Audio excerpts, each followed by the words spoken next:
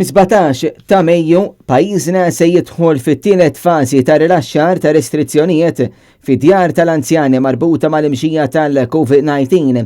Minn dan il-jum, iż-żjarat jistgħu jibdew ikunu twal 25 minuta u jistgħu jsiru 3 darbiet fil-ġimgħa. B'kollox se jkunu jistgħu imorru żewġ tiqraba mill-istess dar. Għall-anzjani bid-dimensja jistgħu jsiru żjarat ta' 15 il-minuta kull jum. Mit-24 ta' Mejju se jinfetħu wkoll iċ-ċentri ta' matul il-jum u se jibdew jilqgħu fihom 4 anzjani u 2 membri tal-istaff.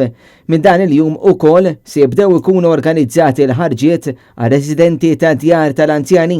Għal domanda ta' Net News, il-Ministru Michael Farrugia għalinna li qed jantiċipaw li nitlu fir-raba' fażi ta' dan ir-rilaxx f'Ġunju li ġej.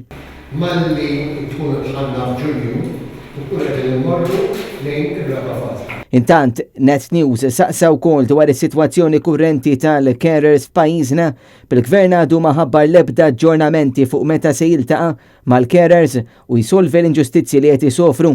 Bil-Ministru Farrugia ifarfar fuq il-Ministeru tas-Saħħa.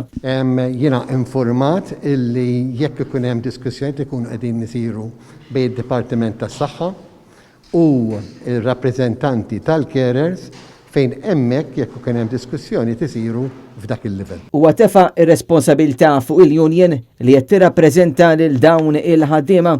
Sa fejn fin huma rappreżentati mill-Union tagħhom jekk ikun hemm laqgħat isiru mar-rappreżentanti tagħhom. Din l-isfida ilha għaddejja l-numru ta' ġimgħat bil-Gvern evidenti li ftit li xejn qed jagħmel ħiltu biex isolvi din il-problema, sitwazzjoni li żviluppat dwar il-ftehim kollettiv tal-carers biex jitneħħew l-inġustizzji.